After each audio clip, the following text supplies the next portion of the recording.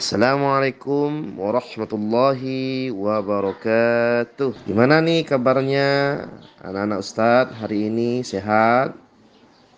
Semoga kita semua diberikan oleh Allah Subhanahu wa taala kemampuan untuk bisa menguasai materi-materi hari ini serta kita terapkan di dalam kehidupan kita sehari-hari. Sebelum kita lanjut, mari kita berdoa bersama. Ayo kita semua fokus dan ikuti Ustaz. Allahumma arhamna bil Qur'an waj'alhu lana imaman wa nuran wa hudan wa rahmah. Allahumma dhakkirna minhu ma nasina وعلمنا منه ما جهلنا وارزقنا تلاوته آناء الليل وأطراف النهار واجعله لنا حجتين يا رب العالمين.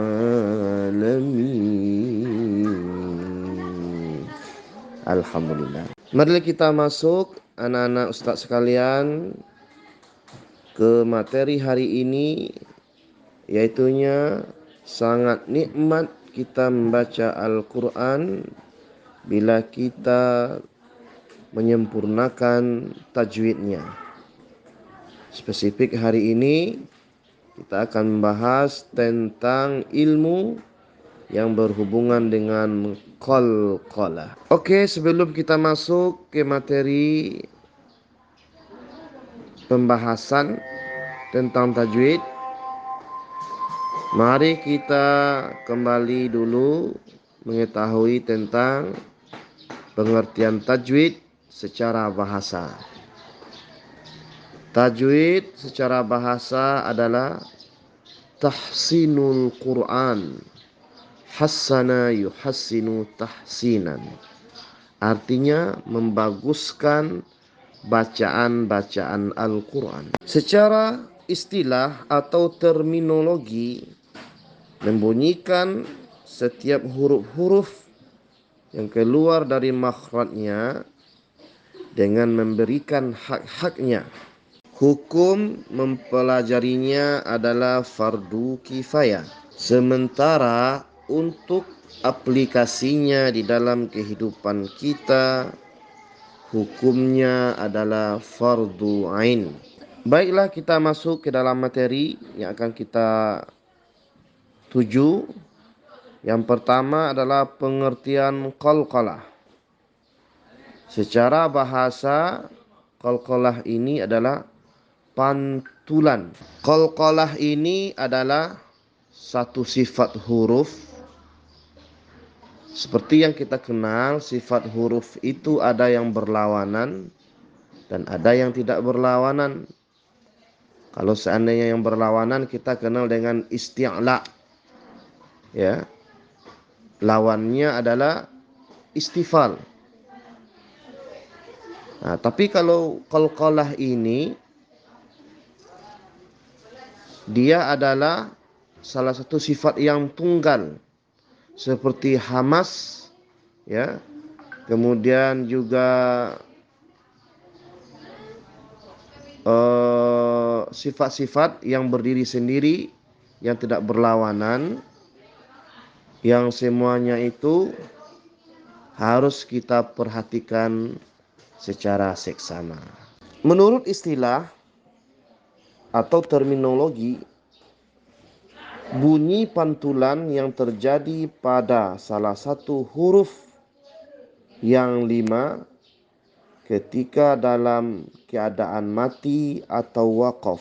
Huruf-huruf yang 5 tersebut dapat kita mudahkan menghafalnya, apalagi sebentar lagi kita mau lebaran. Ya anak-anak, kita baca saja baju di toko.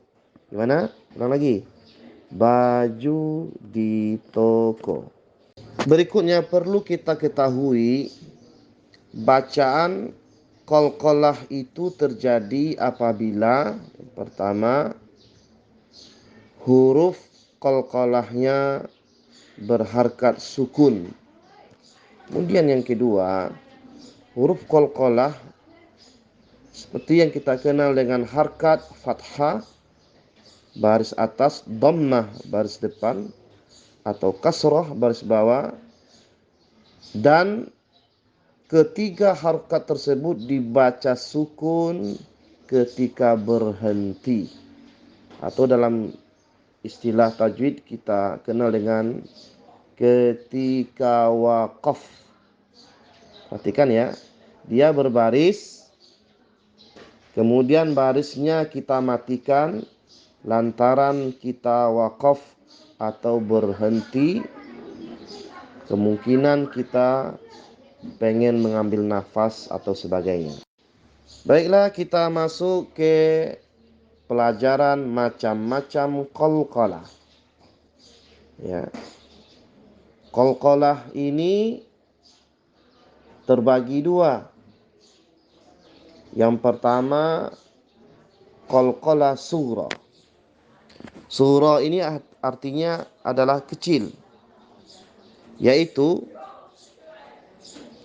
bunyi pantulan yang kecil yang terjadi dan terdapat di tengah kata atau berharkat hidup tapi diwakafkan dan tidak mengandung tasydid. Contoh, kita ambil dulu contoh huruf ba. Ibrahim.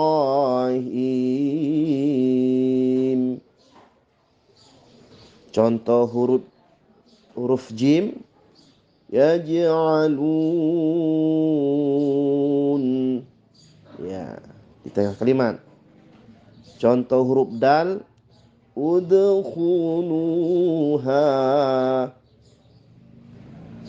Contoh huruf ta. At'amahum. Jangan auto, itu besar, ataupun itu namanya sengaja kita tekan. Dia tidak ditekan. Kenapa? Karena ini jenisnya sughra. Kemudian yang terakhir contoh huruf qaf. Muqasitin. Berikutnya adalah qalqalah kubra. Ya. Kapan kita baca kubra yang artinya besar adalah bunyi pantulan yang besar yang terjadi ketika salah satu huruf qalqalah itu dalam keadaan hidup lalu diwakafkan atau berharkat tasydid, dan waqaf atau berhenti kita dalam suatu ketika membaca Al-Quran. Contoh qalqalah kubra. Contoh huruf ba. Sari'ul hisab.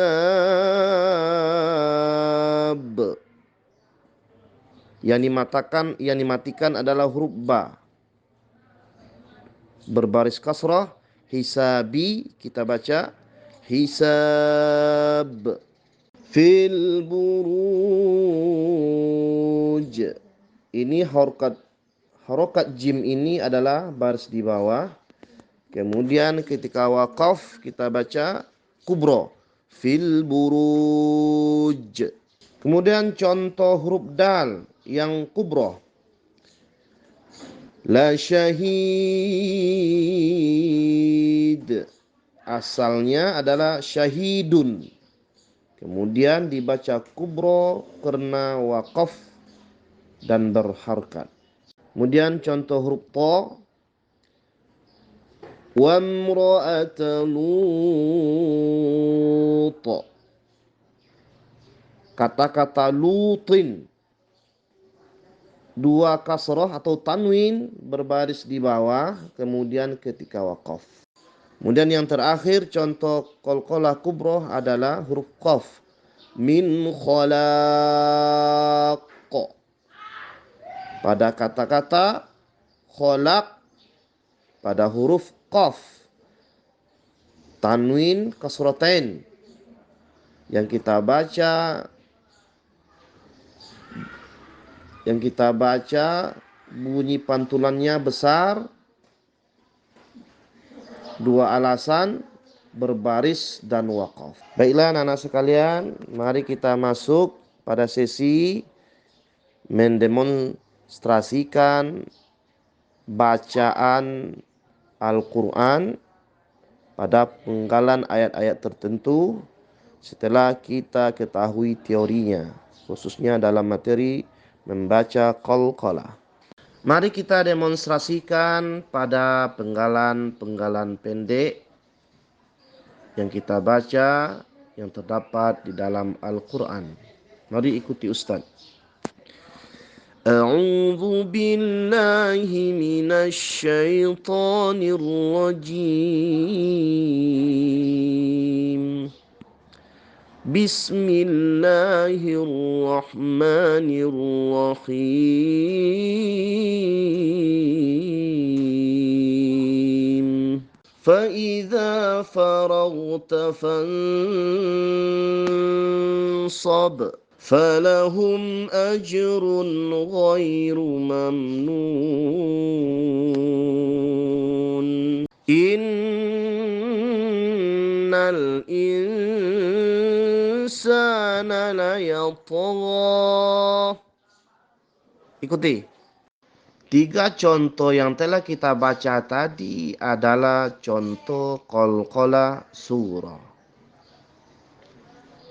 Mari kita demonstrasikan contoh dari qalqalah kubra. Tabbat yada abi lahabin wa tab.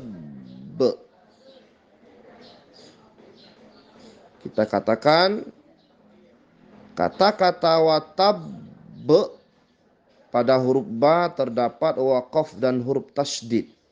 Maka ini penyebab bahwa huruf ba ini adalah hukumnya qalqalah kubra. Bagaimana anak-anak, dapat dimengerti? Ada yang akan bertanya kepada Ustadz?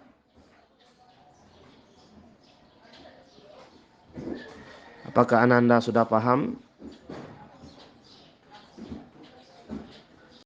Baiklah, kita simpulkan bersama-sama materi kita hari ini. Pertama, qalqalah adalah bunyi pantulan dalam satu kalimat yang terdapat dalam Al-Quran. Hurufnya adalah baju di toko. Kemudian pembagiannya 2. Yang pertama, qalqalah surah, yaitu pantulan yang terjadi apabila huruf qalqalah berharkat sukun asli yang berada di tengah kalimat atau di tengah kata, atau berharkat hidup tapi dibaca ketika diwaqafkan. Kemudian yang kedua, qalqalah kubra. Qalqalah kubra adalah bunyi pantulan yang terjadi ketika salah satu huruf qalqalah itu dalam keadaan hidup diwaqafkan atau tasydid dan diwaqafkan.